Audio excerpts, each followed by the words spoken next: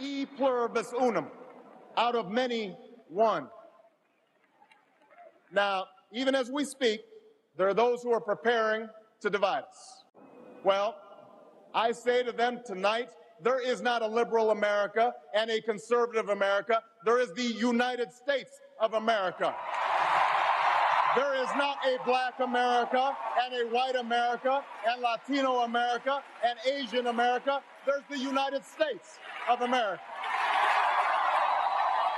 We are one people, all of us pledging allegiance to the Stars and Stripes, all of us defending the United States of America.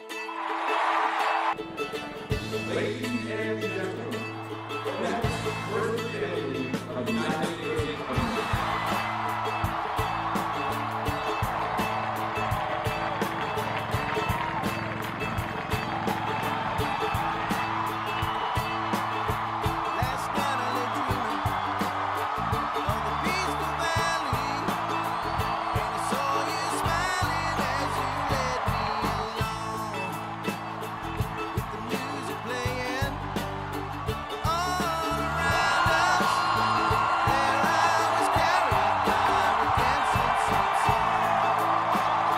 Hello, Chicago.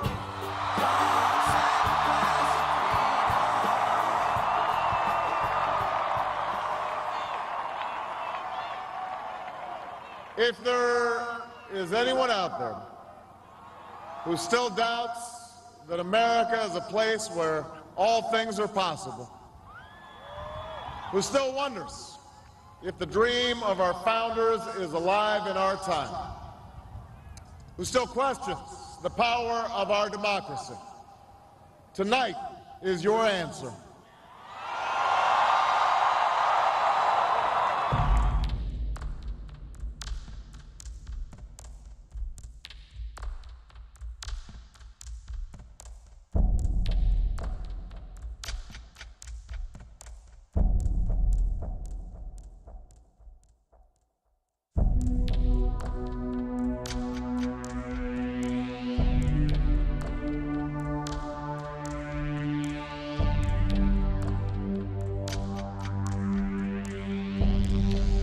Stocks all around the world are tanking because of the crisis on Wall Street. All because we're waking up to 2 fewer investment banks on Wall Street. Lehman Brothers has filed for bankruptcy. Around the world, both Asian and European shares are sharply lower.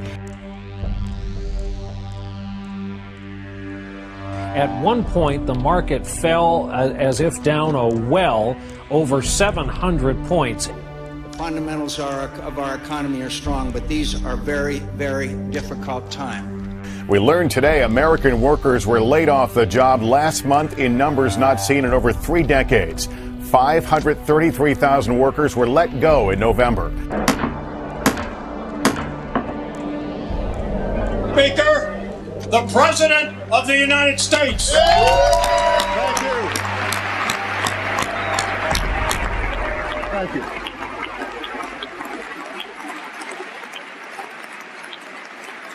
Thank you.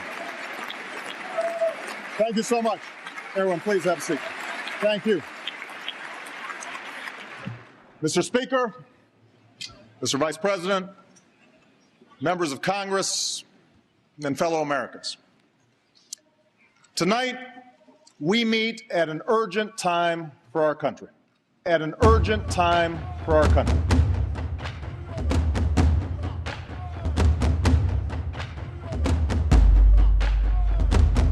My name is Mike Flagg.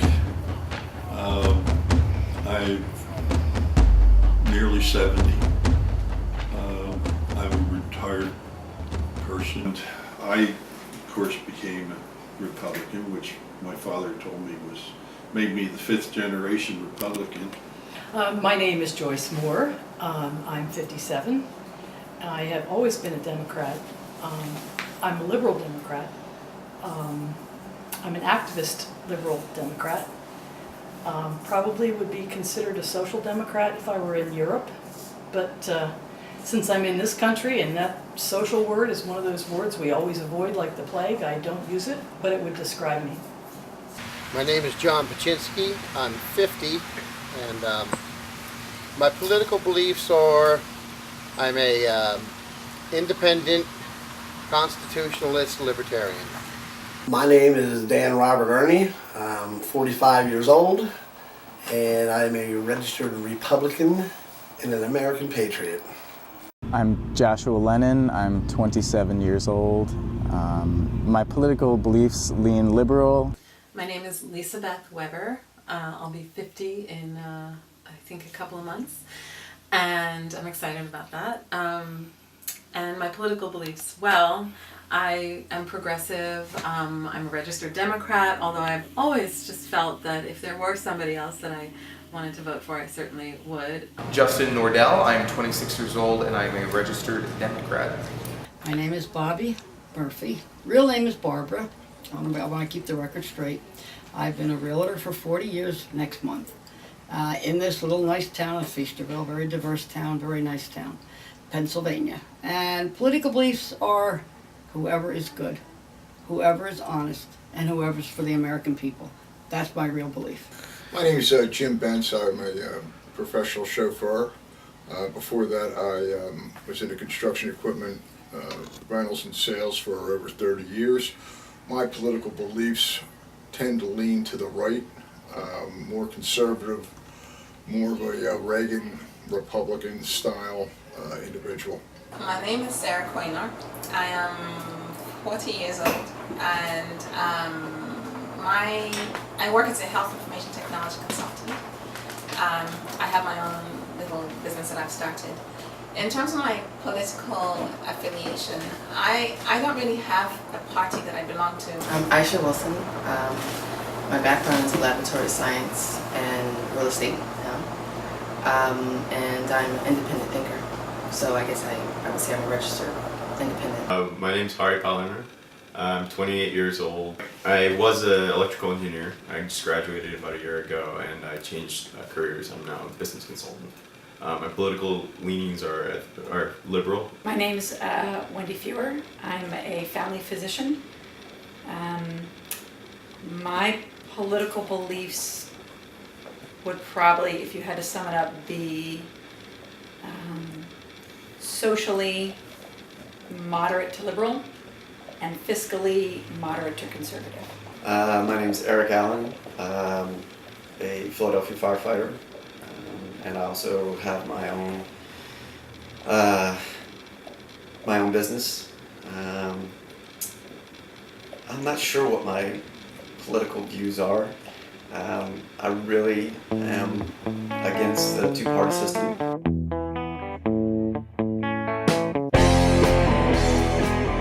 The deficit was inherited by the Obama administration from previous administrations, not just the one directly preceding him, but many of them. I think it's been building up for quite a while. People seem to have very short memories of what happened, very shortly prior to his win.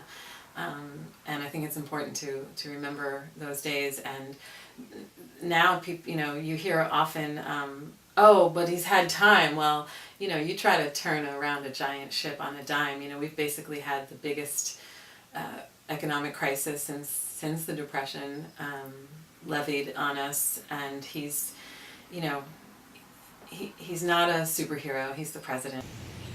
I'm not sure that the president really has much effect on job creation. They get on television and tell us that this guy's bad and that guy's bad and that business guy's bad. But all these laws and all these regulations that everyone has to follow, they created. And they also created every stinking mess that we got. Well, the president doesn't have control. So he's got to deal with Congress. He's got to deal with, in some cases, the judiciary. And then there are people that are fighting the president. And it's not just him. It's every president's got the same problem. The Americans elect the president, and they think he's going to walk on water into the White House. It has been a tough first 50 days for President Obama as the economy has gone from bad to worse. The president gets up there and says he wants this done and that done, and these bad Republicans, they won't let it happen. Well, I hate to tell you, the bad Republicans only control the House. You have to go from the House then to the Senate. Who's running that? Harry Reid. He doesn't like the president. Like, they don't even bring him for a vote. So where's the gridlock? Then you have the Democrats going, oh, look at these Republicans. They're holding it up. Yeah. In this case, I have to say, I blame a lot on the Democrats. I think we need more Democrats in the House because the Republican majority in the House is really creating obstacles for much of anything to get done. I also think that we need to do something about the filibuster in the Senate. Even when we had that 2-year period where there was this honeymoon situation and we had a 60 vote, remember the 60th vote was Arlen Specter. The filibusters were still prevalent. There have been more filibusters in this Senate than there have ever been in the history of the United States. With people like Mitch McConnell outright saying, our goal is to make him a one-term president, that's just so obstructionist, and it really bothers me. I don't think the Congress likes what the president offers. I think there's a lot of his policies are responsible, as a lot of the efforts to get more jobs created are being held back.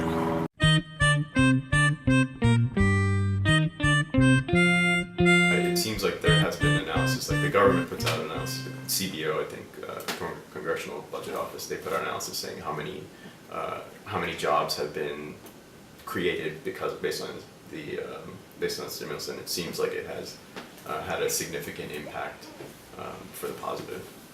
Just the whole idea of too big to fail is just so absurd in my mind that it's almost those people that should fail the most, which then I think would cause the federal government to have to step in to almost rescue some of the people, which then conservative-minded people would call socialism. That's something that I hear being thrown at Barack Obama all the time, which I don't think that that's warranted necessarily. The little bit of research that I have done on it, I see so many jobs that have gone overseas.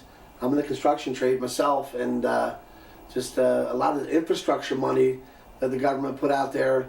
I see in California recently on the internet that they're building these massive bridges out there, redoing the bridge construction on the West Coast, and they're hiring these Chinese crews, Chinese laborers coming to America.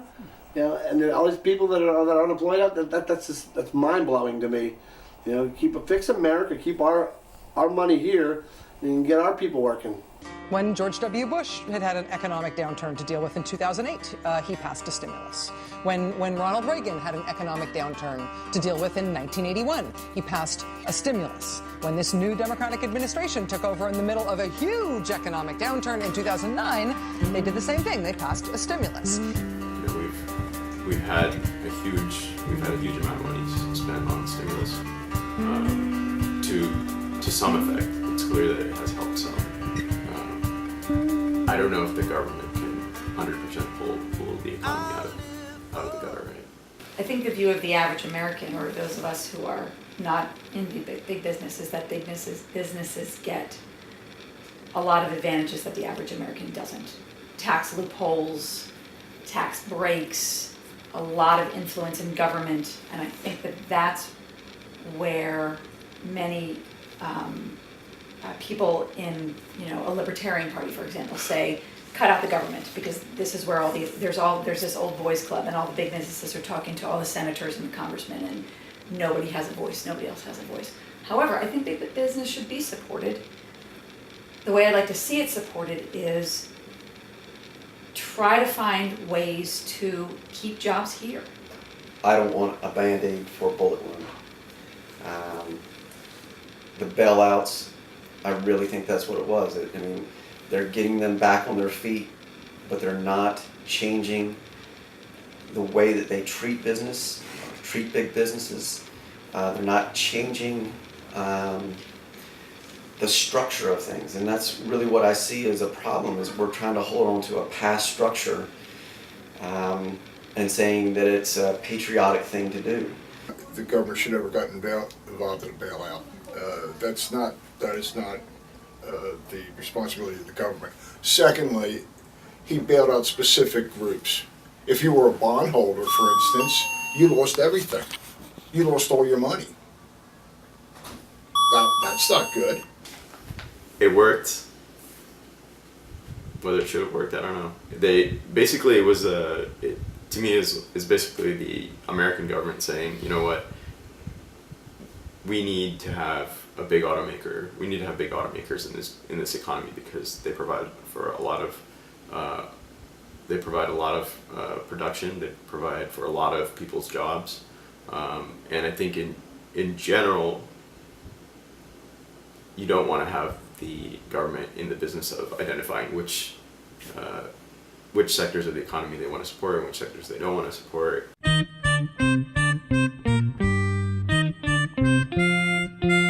I'm a small business person. I'm a financial planner, and I'm a stockbroker, and I'm an Occupy activist. And I absolutely defy anyone to tell me that I don't understand capitalism.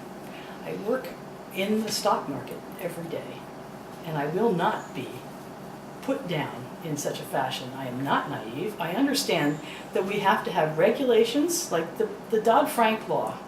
Perfect example. It was a good start. It was a good start. We needed something to replace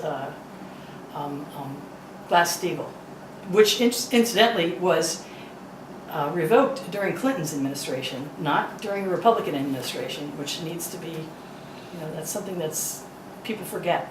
But Glass-Steagall, something like Glass-Steagall, needs to be reenacted, an updated version of it, in order to make sure that the markets and the banks can function without the possibility of taking the American economy down with them if they do something fraudulent. That's not naive. That's good business. That's good for America. I don't think that there's a single one way of fixing these problems that we face in this culture, in this current time in our existence here in America. And that's the toughest part of this, is that we've all got these ideas, and we've all got our own views on how to fix it. None of them are perfect. I think that I'm kind of along the libertarian, bring back our troops, close down military bases. Our military spending, I think, is like above 50 cents on the tax dollar. And we are spending more on military than the next 12 countries combined, and they're our allies. That doesn't make any sense to me. Why would as a state, I understand national defense, but why would we want to be militaristic? That doesn't make any sense to me, and that's not helping people at home. I'm more along the lines of, let's cut most of our spending, cut our military budget in a quarter, FEMA gone, Department of Homeland Security gone, all of these data mining sources that they're springing up all over the country gone. Why are we funding all this stuff when we don't have the money to take care of our own people? I think continuing the agenda that he has right now for stabilizing the economy, creating jobs. We started off.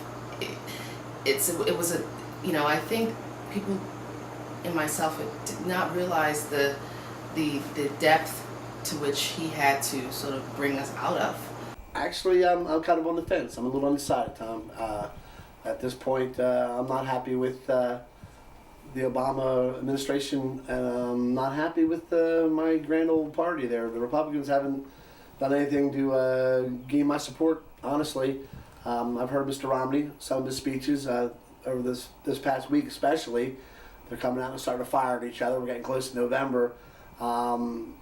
I'm just hearing him say all the right things that everybody wants to hear. He's bashing the president for not getting it done, and me as a registered Republican would like to believe that, that he's going to get up there and he's going to get it done. I'm not so certain. It doesn't really matter if you're an elephant or a donkey, Republican or Democrat. I don't see anybody getting it. It's politics as usual. I think people don't. It's hard for me to say that people think that he was the wrong choice, because I've never heard anyone say that, oh man, I wish we had McCain. So that's, for me, I don't feel like people have this regret that they picked Obama and then look where we are now. I think people generally realize that the whole recession was a much bigger event than just having Obama elected into office. So I don't feel like people regret it by any means. I drink wine with the water. Drink a little water with my wine. I drink wine with the warden's daughter. The Health Information Reform Act took too long, and I think it took too long because, but for the right reasons. The reasons were trying to have cooperation, trying to create a bipartisan bill, legislation, and thinking that everyone would come together and make something that would be, would improve health care for everyone. But what they came against was a strong opposition to almost every front that he was presenting. Well, again, it goes back to, I don't believe that the federal government should be in regulating 1/6 of the entire economy. The healthcare, what problems we have with healthcare is, don't tell me our healthcare system is terrible. It's the best in the world. You can't tell me. Do we have come from Canada? They come from England. They come from other countries to here.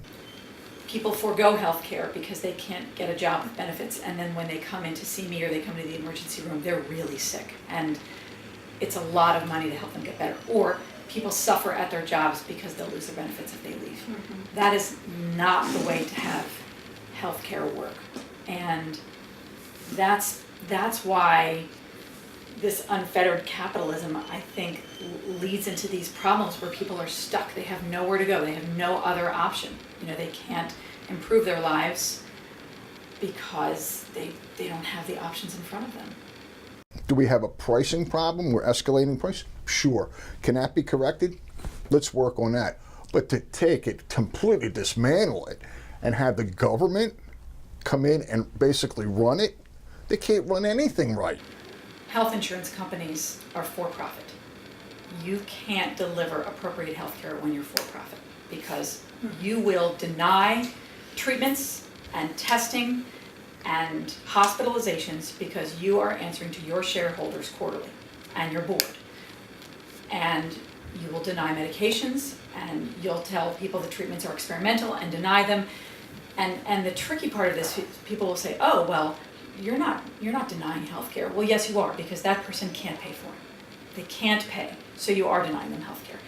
So I find the fact that health insurance companies are for profit appalling, because their mission, which is to provide health care, is coming in direct conflict with their mission to create profits. It doesn't work that way. And you have people who are not medically trained making those decisions. Yes, you have a person who is looking at the bottom line and is a bean counter telling a doctor, no, you can't do that. And telling the patient, no, you can't have that treatment. They're not there. They don't have the training. Americans get pretty good health care. And I would say that they get better, they have access to better health care if they can afford it. I think that Canada and Sweden and some other countries' model of socialized health care is a great plan. If we went to a government healthcare system, like Britain, like Europe, the advantages would be malpractice would be basically a thing of the past because you can't sue the government.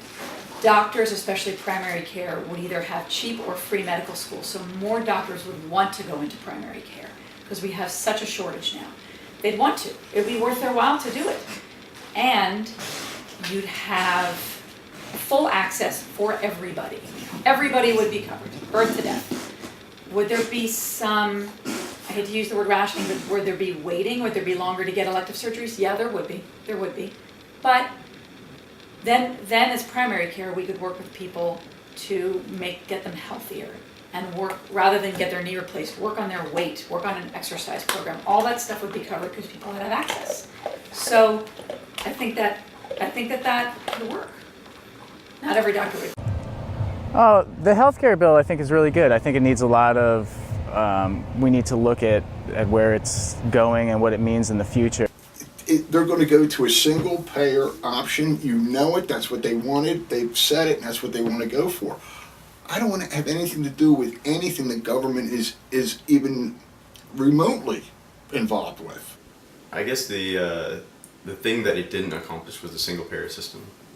Just having everybody covered under national health care. It's at first when the debate was going on, I was, that's what I was thinking would happen. That's really what it meant. Like, that would be healthcare reform. Now that we have these individual mandates and there's going to be exchanges, people will still have the option to not be covered. So there's going to be still a number of people who won't actually have healthcare, and they won't legitimately. I think they won't be able to afford it because they'll have subsidies, but when you weigh healthcare versus something else that is also very important, such as food or living in a better neighborhood, maybe better schools, all those sorts of decisions. I think it's hard to say that everyone in America will have healthcare. In a perfect world, socialized healthcare would be a great idea. If our taxes covered that would be a great idea. But I don't see our government taking away from the defense budget or the profiteering to make room for that.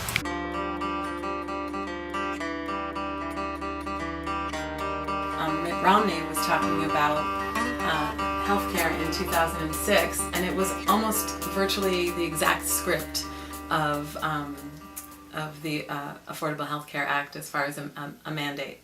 I mean, it's uncanny. So the fact that, the way that he's backpedaled on that is disappointing. Like I said, it's a great concept if it were worked in a way that it didn't break the backs of the working class. Mike Fitzpatrick, if you ever talked to him, he had cancer. And I read his article on that one, and he's fighting to keep some of it in there and take some of it out because the things that are bad out, things that he feels anyway, whoever feels. But he had cancer. Now would have a hard time getting insurance because he's a senator, so he's not having a hard time at all. But if he was a normal person, he would have a hard time getting insurance for that. Now they should take everybody, whatever.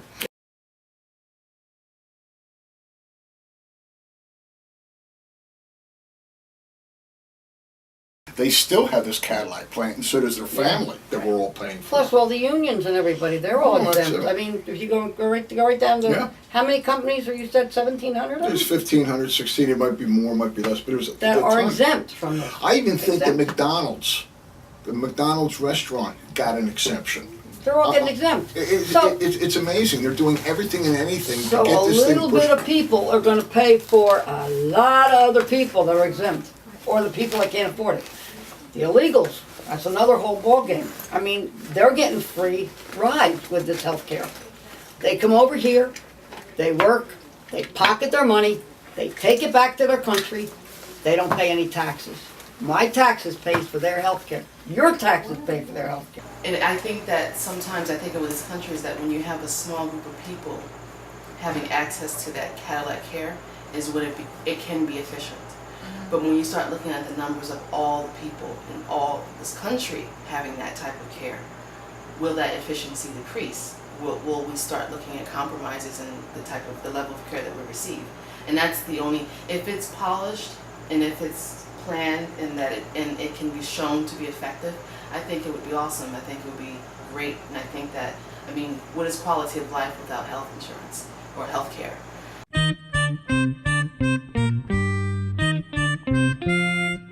What doctors like about the Affordable Care Act is that I don't think it's going to break the bank. I think it's going to be tougher initially, is that the insurance companies can't deny you for pre-existing conditions anymore, which is huge. That's huge. So I think that the basic question is whether you should be able to pay more for better service. And in any other sort of realm, the idea is yes, if I want a better car, I can pay more to get a better car. If I want better TV, I can pay more and get a better TV, right? the idea that you can pay more and get better healthcare is something that is difficult to swallow. I think if you're a Democrat, if you're a liberal, because the basic idea is that money is sort of secondary to the value of human life, and you feel like people should maybe not everybody's going to get the best care that's available, right? Most people won't, but you feel like everyone should have at the very base everyone should have good care, and if that means that there aren't, that not everybody can get the best care, that's okay. So I think that's the basic distinction. So Eric and I had a long conversation about this last night, and whether we thought it was religious groups driving women's rights, and contraception issues and abortion rights issues, or whether it was the right wing of the conservative of the GOP. My belief is actually that I think it's far right wing of the GOP and the Tea Party that are using Catholic beliefs and Christian beliefs to push their political agenda. I'm going to be honest, because I was raised a Catholic. Catholics, while they don't agree with abortion and they don't agree with contraception, aren't trying to legislate it. They're going out and helping needy people. They're going out and helping the homeless. They're going out and doing social programs. They believe one thing, but they don't legislate it. The GOP is trying to legislate it. That's different. And that's where I see the problem. If you don't believe in abortion, don't have one. If you don't believe in contraception, then use natural methods. But you shouldn't be trying to legislate what everybody else does. And you should not be trying to legislate what goes on between a doctor and a patient in an exam room. And that as a woman and as a physician and as a mom is what makes me most concerned about the GOP and Mitt Romney and Paul Ryan and what they're trying to do here, because what goes on between a patient and me is private. It is private under federal law, and nobody should be trying to legislate what happens here. And what is concerning to me is that contraception is used, yes, for family planning, but more often it's used for medical reasons, for terrible heavy periods, for heavy bleeding, for problems that cause constant pain. And there's so many medical reasons to use these medications that you can't just say, oh, well, let's ban it all because it's only used for family planning. And last I checked, abortion is still legal in this country. And trying to make it more and more difficult based on a religious platform to get an abortion, again, if you don't believe in it, don't have one. Don't legislate it for other people. So that's tough. In the physician world, many physicians are very conservative and pro-life. In family medicine, though, I find that the vast majority of physicians within family medicine are pro-choice. And if not actively pro-choice, will give pregnant women the options they need. I am absolutely 100% pro-choice. I think that is the woman's choice, solely on the fact that, land of the free, home of the brave. Like I said, it's freedom of choice for her. Especially in the case of rape, unwanted pregnancies, ill health, or something to that effect. I know there's a lot of folks out there, the religious right, or whatever you want to call them, that say it's nobody's right to take an unborn child's life. But whose right is it to bring a child into this crazy world and not take care of them, not being able to take care of them, or have them sick?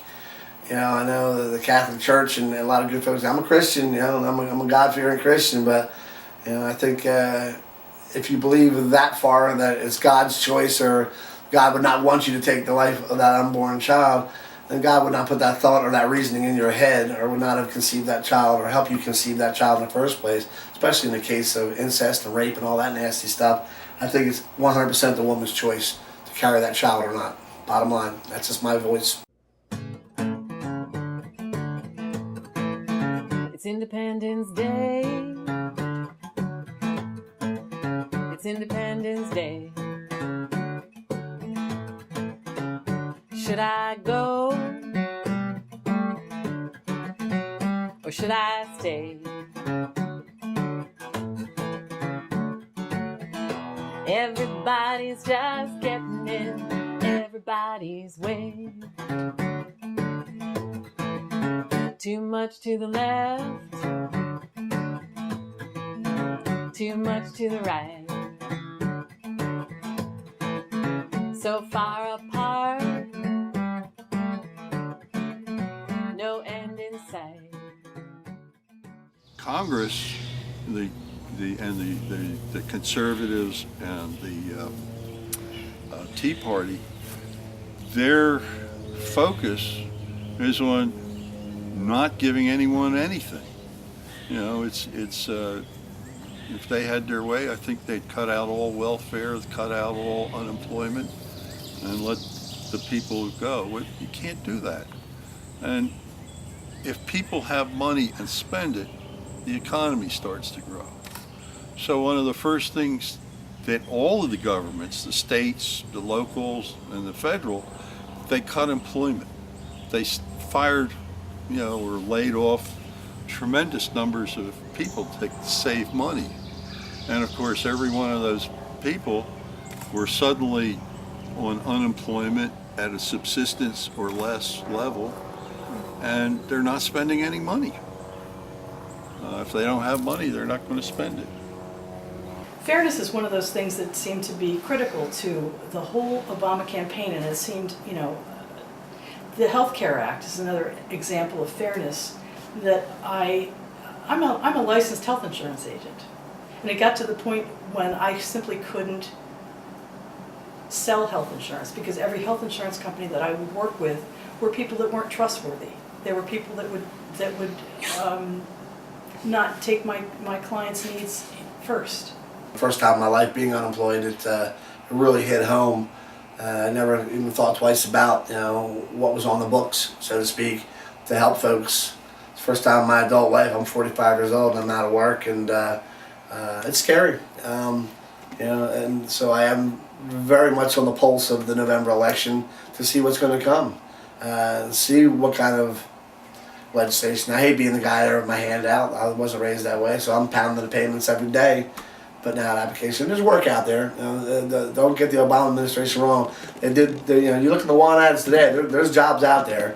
It's just they're not $50,000 a year jobs now. You got to start at $30,000. So you need to have dual income. I think first of all the government has a limited responsibility to help people that really need it. If you need food, you need shelter, you need absolutely. Our taxes pay for that. For a specific amount of time, and then we should have some sort of program either through education or learning a trade or college or something to help them get out of that. There are many doctors that I know that are in fields like orthopedics and neurology and things where they deal with a lot of injury-based people. And psychiatry, who say that one of the worst things for your health is to become disabled and stop working. You become socially isolated. You become deconditioned physically. You don't get exercise. You eat poorly. Many people smoke. And then many people get into a cycle of physical disability and depression that just cycles them down. Mm-hmm. So one of the things that most doctors that I know try to do is keep people off of disability so that because it does help you be healthy to get out of your house and do something, anything. So there's a health component to this too. You may consider them unnecessary because they don't necessarily benefit you, but there are other things that benefit you. So some other segment of society may think that the things that are benefiting you are unnecessary. But for example, if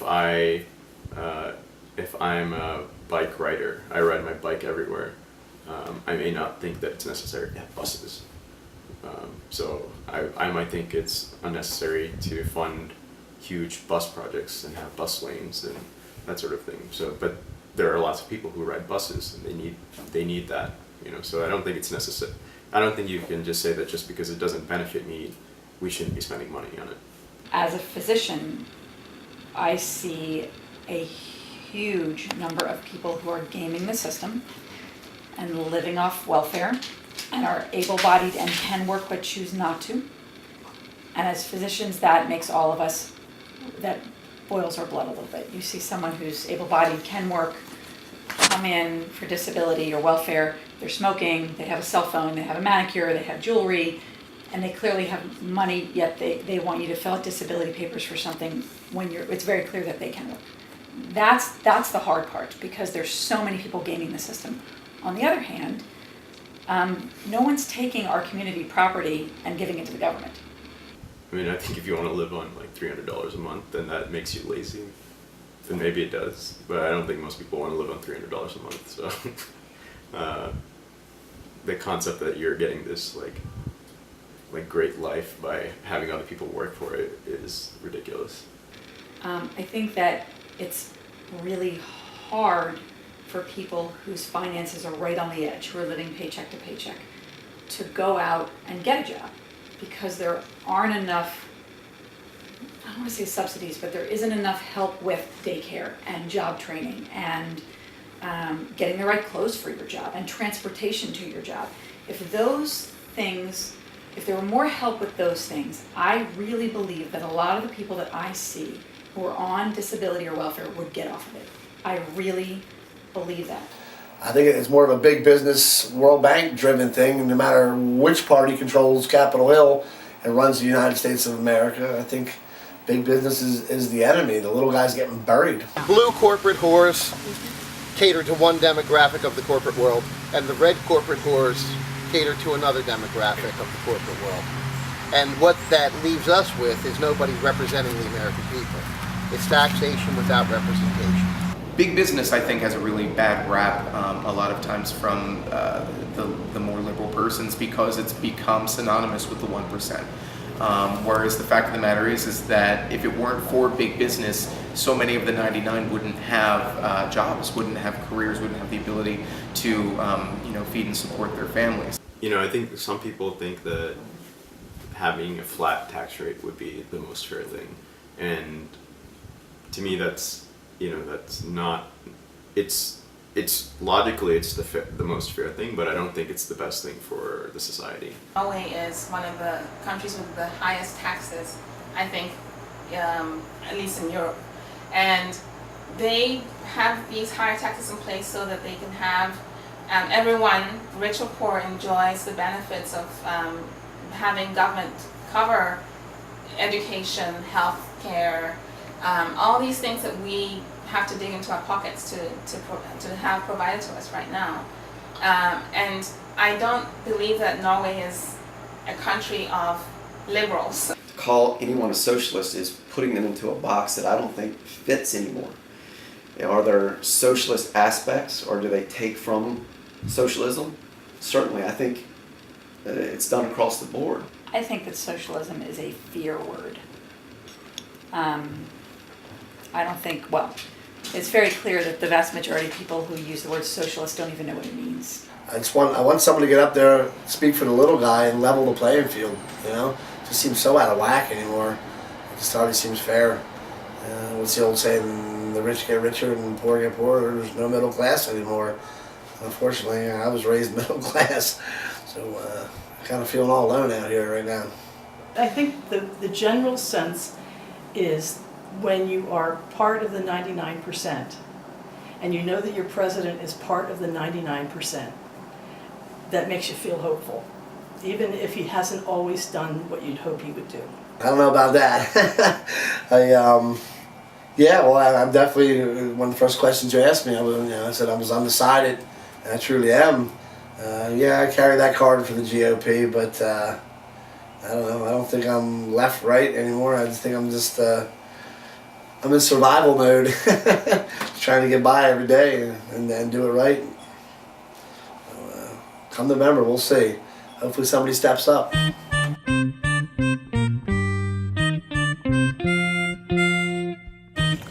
guess the economy, which is probably our biggest issue right now. But part of that, like I say, he's hampered. Looking at the Depression, which this was awful close to, they spent a lot of money and got a lot of people working, in various make-work jobs, and which was wonderful for the country because a lot of things got done that would never have been done. Gitmo. Bingo. Gitmo. I'm active in an organization called NORCAT, National Religious Coalition Against Torture. And I'm grateful that he speaks out against torture, and I'm grateful that he has apparently stopped waterboarding. But the fact that Gitmo is still open means that I feel less of an American. I don't want that done in my name. You know, to me, there are still wars going on overseas. When you declare a war war is over, but we still have troops occupying that country, that to me is not a great success. You know, he also said that he would not raise taxes for anyone. And when Obamacare goes into effect, it will leave him as the leading tax-raising president in American history. So I think the biggest one, which I don't know that he could have ever fulfilled really, was that he was going to somehow change Washington in a way that like he would get everybody working together. And in reality, it's just only gotten worse. And I don't think it's because of him. I think it, you know, I don't know if this is just because of my political leaning, but I think it's more because of the Republicans, that any legislation that has been proposed by Democrats that has been reasonable to me, they just essentially shoot down. The other option doesn't seem to be any better. I'm not a fan of Mitt Romney. However, I think that Obama's been a horrible president. He's gone back on everything that he campaigned on. He campaigned on closing Guantanamo Bay. He campaigned on ending the wars. He campaigned on gay rights. All of these things that he campaigned on, he's abandoned, other than Obamacare. Promoting his accomplishments is not, basically it's not well promoted. I think that as much effort that has been put out there in the media to mischaracterize his policies, himself, his background, his politics, his agenda, I think that should have been counteracted with what he's actually successfully accomplishing.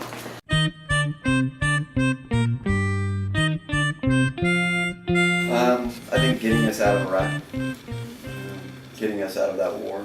It has to be the healthcare reform, the Reform Act. That's got to be the landmark achievement.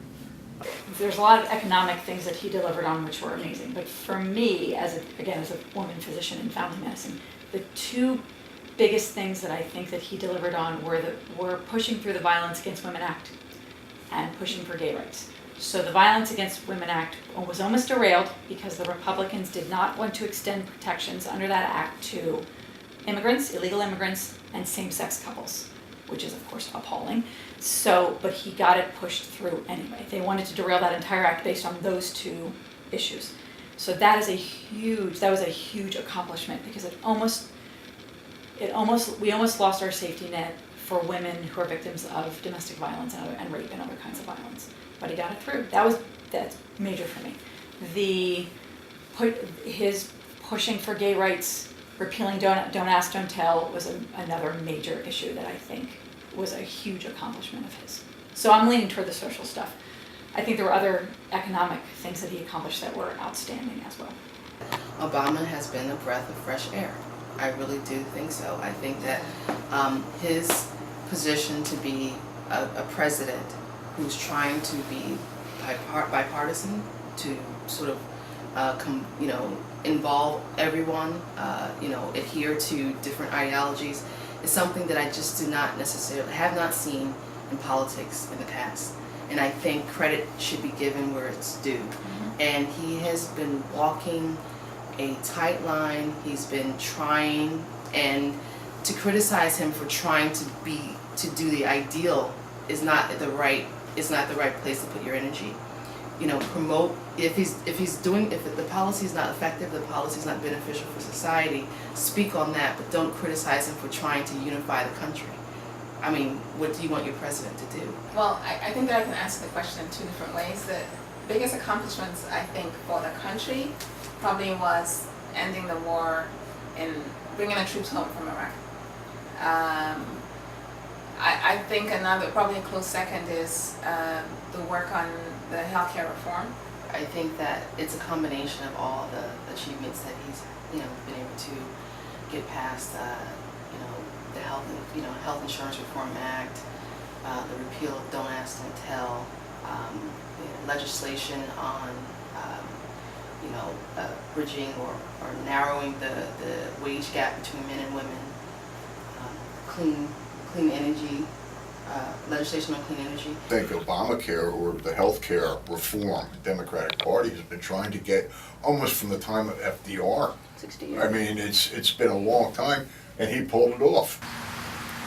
I do believe that the position that he's been put in, it would take more than 3.5 years to fix everything. But I also don't see that he's held true to the campaign promises that he's made in any facet, other than his commitment to Obamacare. First thing, Lilly Ledbetter, women get equal pay. Of course, we don't have that companion bill that we needed to have passed in order to actually get the enforcement mechanisms that women would need in order to pursue equal pay. But when women were making 77 cents to the dollar for men, that's just not fair. Oh my goodness, I can't believe I didn't mention it. It's funny, I'm a Quaker, so militarism and war and killing people is one of the things I don't necessarily think of as an achievement. But in fact, getting bin Laden was a huge thing for this country symbolically. For me, it meant the end of the war in Afghanistan. I saw no reason for us to be there at that point. And I'm disappointed that it's taken so long to get our troops out of Afghanistan. I understand it's complicated, and I understand that I'm not a military person and I don't understand all of the dynamics involved. But for me, getting bin Laden meant that the Afghanistan war was over, in my heart.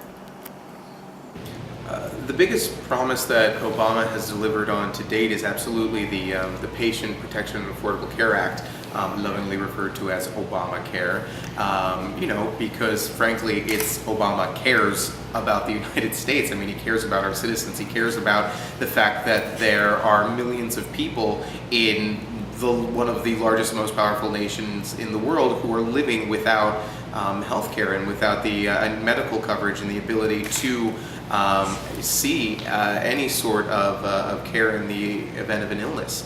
I think that what he has accomplished in 4 short years towards that effect is remarkable. The fact that the Supreme Court upheld it is even more so.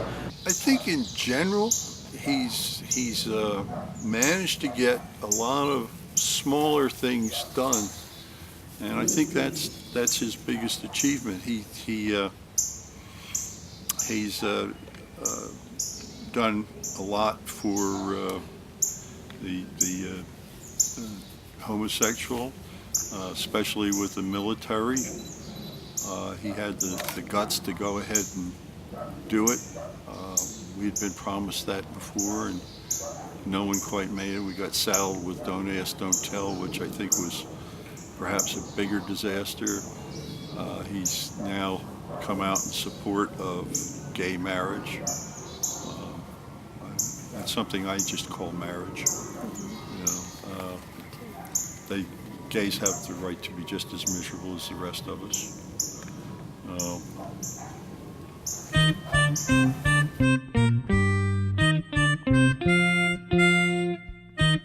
Obama really took that as his mantra. His campaign did the word hope and ran with it. I mean, it's iconic and connected to him in so many ways now. And there was a hope that was instilled in me as an out gay man that Obama would probably be the first president in my lifetime that would recognize me as who I was and who I loved and allow me to do so in a public forum and hopefully have equal rights as other people.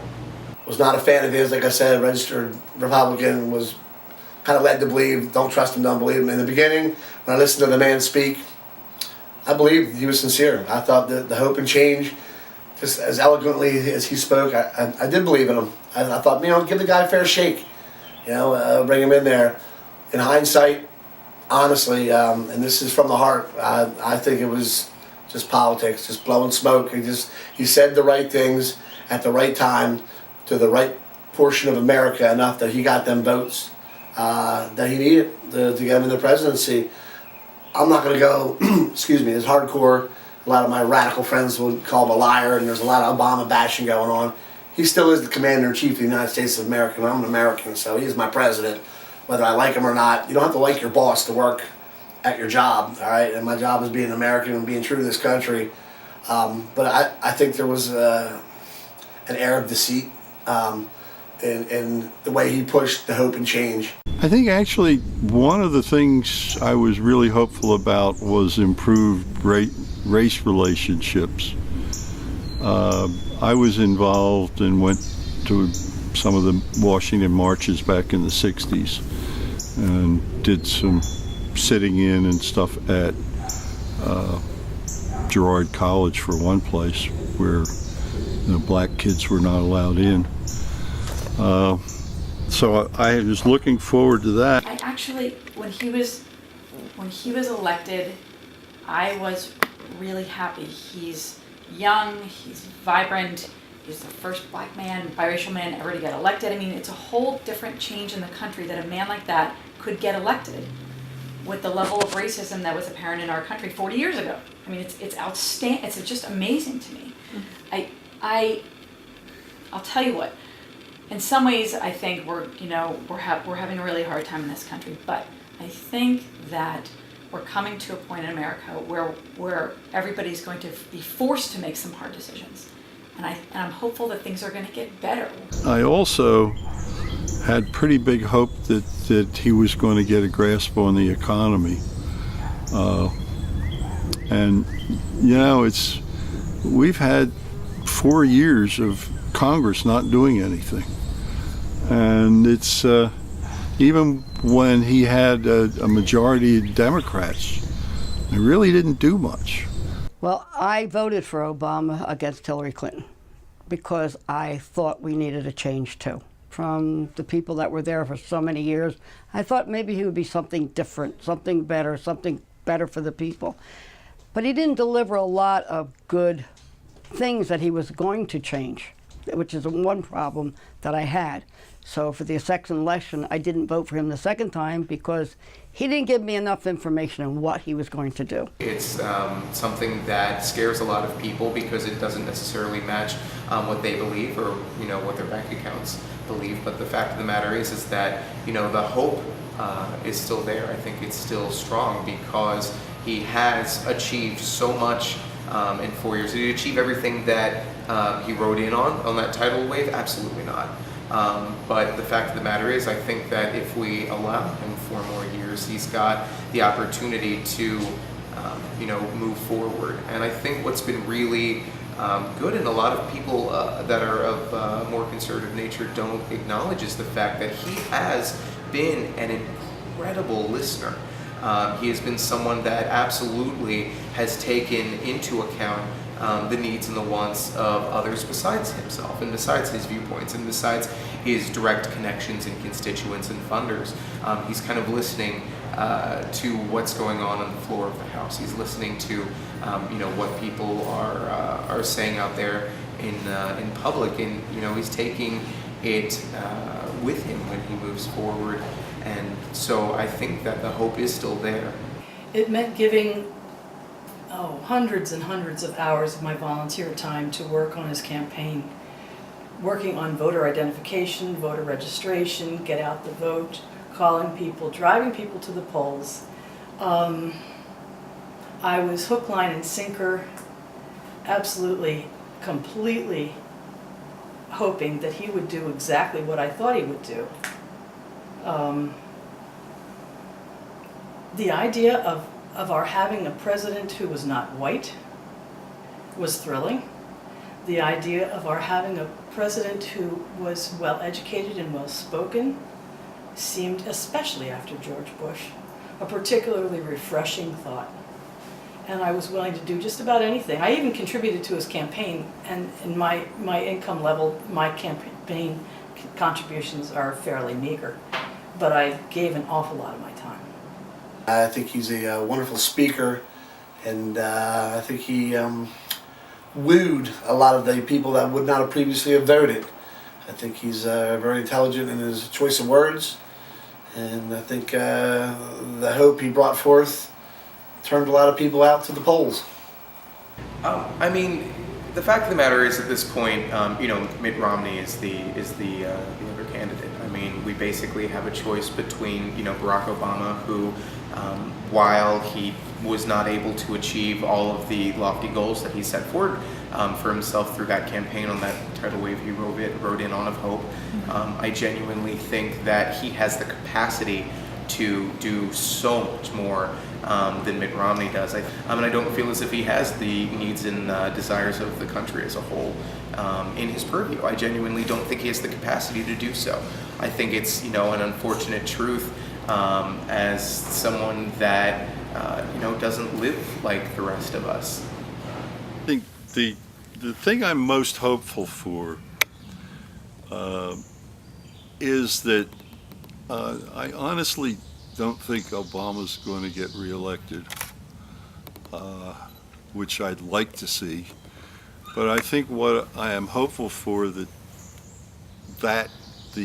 I'm hopeful that the nation survives the right-wingers, and that the people start to realize these guys are a bunch of idiots, that what they're doing is probably some of the most destructive things that have happened to the country. I had already done pins before then that said hope. So when that all happened with hope and hope for change, it was just right in alignment with some of my core beliefs. I always have hope and faith no matter what. And I know that sounds a little, idealistic maybe, but it kind of gets me through the tough times. So I think it was a great slogan, and I think it's still important to hold that close, and I don't like when it gets co-opted and people make fun of it, or people from the so-called other side, you try to use it against Obama or against what he's trying to do. I think under this particular administration, they may think that they're doing the right thing. They may think that this is hope and change, but I think that it's too much of government intervention in people's lives, and I think that is not what has made this country what it is. And I think if you go down that road, we've got major problems because it's suppressing people's abilities and desires. Or the other way, it lifts them up and they can do what they want to do. So, being old school Republican, I was raised that way in my family. Don't see a lot of hope and change there either. It seems like business as usual, politics as usual. Their platform seems to be, well, Obama didn't get it done. He didn't work. His plan didn't work. We told you so. We told you so. Well, show me something fresh and new. Hey, Mitt, I'm talking to you, buddy. You got my vote. If you want it, show me what you're going to do with it. To me, it seems like the Republicans win this election. They're going to get back up there on the Hill, take over control again, and then it's going to be old school business, politics as usual. Hope beyond politics is critical, and I think hope within politics and hope within having a president who promotes that ideal is awesome. I think it's essential to be able to continuously progress to the betterment of the country. And without hope, how can we resolve the conflicts that we have? How can you give up on the hope of yesterday because you have challenges today?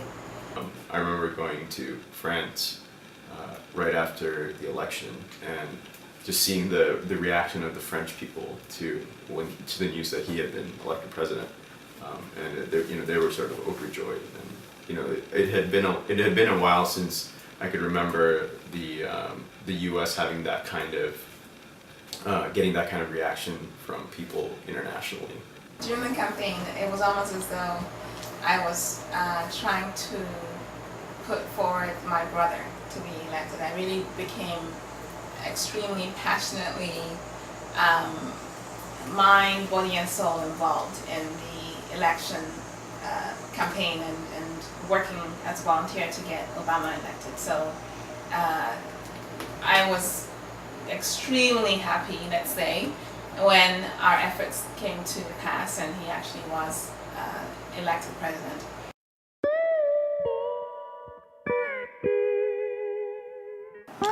My message to the American people would be to remember that Obama doesn't have to get reelected if he's elected this time. If we can keep Obama in the presidency, he won't have to be beholden to all the interest groups that he was negotiating with during this election. He'll be able to be more effective. He'll be able to be less compromising, and I think he'll be a better president than he was in the first term. He did so much in those 4 years that I genuinely think if given more time, and now that he's not having to clean up as many Bush-induced messes as he had to when he first walked in the door, I really think that there is hope there for him to achieve all that he has promised, or at least make a huge dent in it. If I had a message that I wanted America to hear, it would be get off of your asses, get out from in front of the television, and start to research. Look at all the candidates that are available. Look at all the political parties. You know, most people aren't even aware that there's a Constitution Party or a Green Party. They don't even know that they exist. Find out who's available. Find out who actually serves your interest. Look up their voting records. You know, do what you have to do to be informed. It may sound a little cliche, but we're all in it together. So let's work it out together. You know, let's come to the table. Let's talk. Let's discuss like human beings, not like the us and them. Vote in the right direction. Vote the way you feel is right for the country, not just for you alone, but for everybody else. The one that can make it better, the one that can build it back up, the one that can keep it surviving, the one that's going to make us the strongest, the one that's going to protect us, the one that's going to take care of our military. That's the way I feel, and thank you. Vote with your conscience. Listen to what the candidates have to say, and if you agree with either one, go that route. Go with your heart. I think if you go with your heart, I think the country's going to be in a good shape. I would like, my message to my fellow American citizens is to not believe the hype. I think that it's important to go find information for yourself. Don't just rely on the extremists to define your ideas. We obviously have two great people who are going to be, one of them is going to be elected, and I of course have I have my favorite that I would recommend, but I think that everyone really should just do their homework. If nothing else, if everyone just went and found information for themselves to find the truth, I think that we would make so much more progress. I think our president has been walking an honorable path toward stabilizing our country, and I think that bettering our country, and I think that I hope that people will be on the side of enduring progress as opposed to constantly or continuously battling one another over ideas or individual ideas. I think that if we can be unified in supporting the current president in his re-election and supporting one another will be the most effective time spent, and that's just all I would have to say. I think our best way to go is definitely Obama. I think the Republicans are working so much to make the rich richer, and we've just got to keep out of that mindset. We need to pay taxes. It's interesting. The Republicans have always accused the Democrats of taxing and spending. I've watched the Republicans, and they just borrow and spend. Which is worse? Give the debt to the grandchildren. So we need to elect Obama. My message would be to have people voice their opinions so that we can get more people who are centrist and reasonable, who want to find compromise between many different groups in American society, so that we can progress instead of sort of being stuck in this gridlock. I don't think hope's ever dead for the people of America. I think, there's two sides. So one side I think is very hopeful, and the other side is pretty dead for now. But I think, we've always had the attitude of next year, and that's hope. So I think people are hopeful that, this too shall pass, and then it'll be our turn. I'd rather see it become a we instead of an us, where it's all inclusive, but people don't seem to work that way. And they never listen to me.